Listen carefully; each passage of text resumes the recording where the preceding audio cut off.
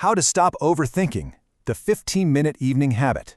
You know, if you're someone who constantly finds themselves trapped in just an exhausting loop of your own thoughts, well, you are in exactly the right place today.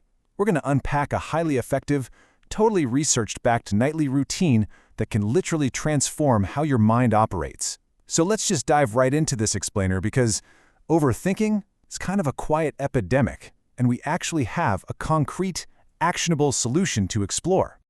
Oh man, you know the exact feeling. It's 3 a.m. and your brain simply won't shut off. We've all been there, right? Wide awake, totally overwhelmed, just staring at the ceiling. You're lying there in the dark, replaying some totally minor conversation from like 3 days ago. Or maybe you're second-guessing a decision you made at work. It is just this endless cycle of analysis paralysis, where your mind loops through the exact same scenarios and the exact same what-ifs. It's so exhausting, and it just completely drains the energy you need for the actual day ahead. Time for a mind-blowing stat. According to research from the University of Michigan, people spend approximately 46% of their waking hours thinking about something other than what they're actually doing. I mean, really think about that for a second. Nearly half of your life is spent completely lost in thought.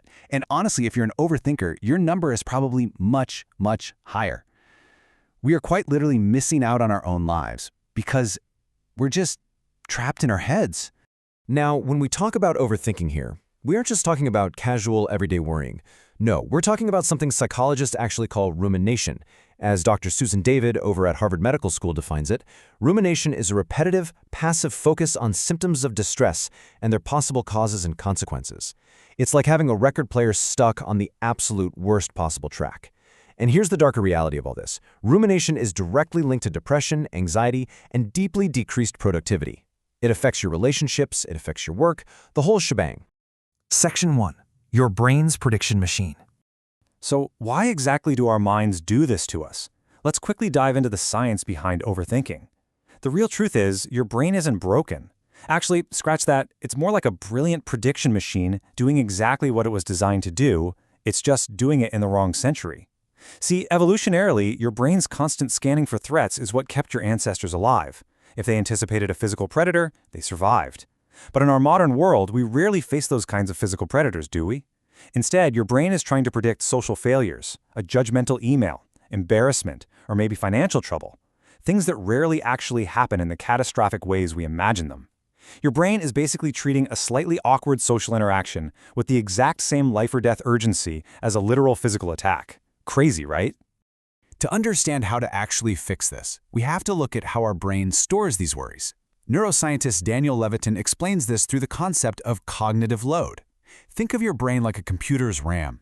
Every unmade decision, every lingering worry, every unresolved thought, it all takes up space in your mental RAM. When that RAM fills up, boom, you hit severe decision fatigue. You can't focus on the present, you lose your creativity, and your problem-solving skills just plummet. And the kicker? Most people try to fix this by creating mental pros and cons lists in their head, which, you guessed it, only fills the RAM up even more. This brings us to a really fascinating concept from psychologists David Chalmers and Andy Clark. It's called the extended mind theory. The basic premise here is that your mind isn't strictly confined to the inside of your skull. It actually extends into your environment and your tools, meaning you literally cannot just think your way out of overthinking. You absolutely have to externalize those thoughts. When you physically write something down, getting it out of your head and onto the physical page, that information literally becomes part of your physical cognitive system. You are physically offloading that mental burden. In fact, studies show this kind of externalization can reduce rumination by an incredible 45%. That is a game changer. Which leads us to Section 2, the evening thought release. Research from the University of Texas shows that the real transformation actually comes from organizing these externalized thoughts to create closure. So, to get that closure, step 1 is the 15-minute brain dump. Every single night, you're going to set a timer for exactly 15 minutes, and you must use a physical pen and paper. No digital apps allowed here. Why? Because the physical act of writing connects differently with your cognitive processing. Write down everything taking up space in your mental RAM. Conversations you're replaying, financial concerns, relationship anxieties, doubts about your abilities, whatever it is. And listen, do not try to organize it. Do not worry about grammar. It should be raw, it should be messy, and completely unfiltered. Just get it out of your head. Okay, so once that 15-minute timer goes off, we move to phase 2.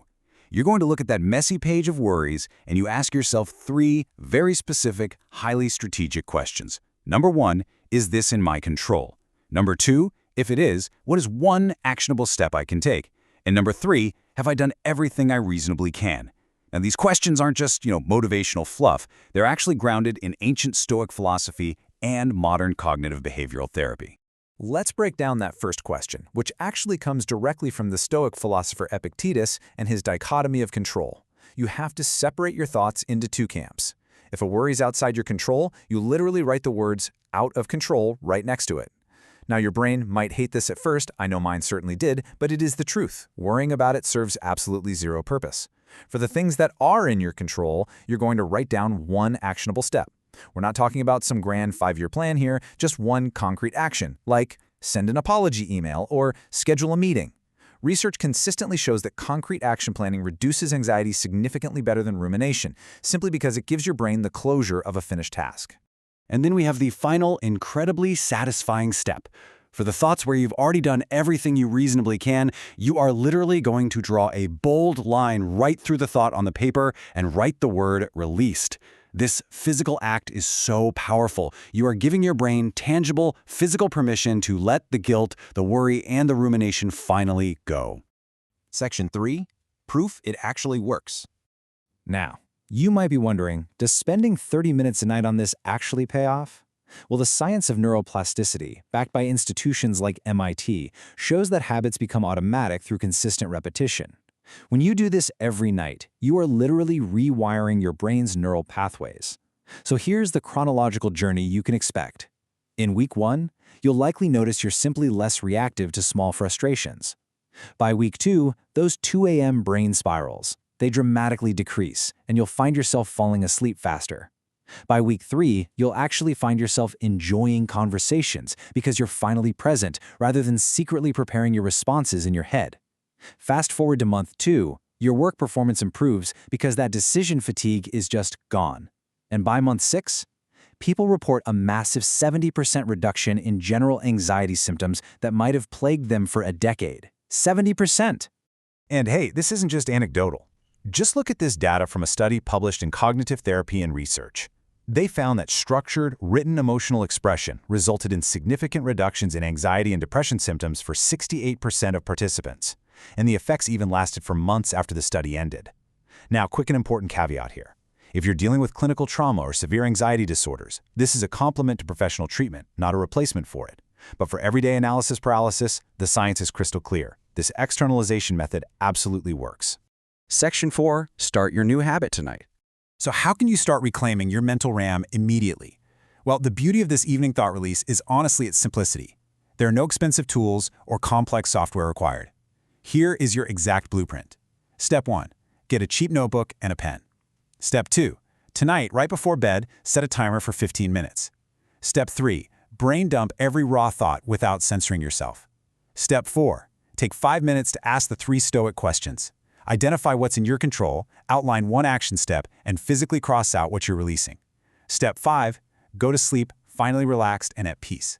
But here's the rule. You must commit to this for 21 days straight. Missing days halts the rewiring of those neural pathways. Look, 21 days is just 315 minutes. That's less than 5 hours of total effort to potentially transform your mental health forever.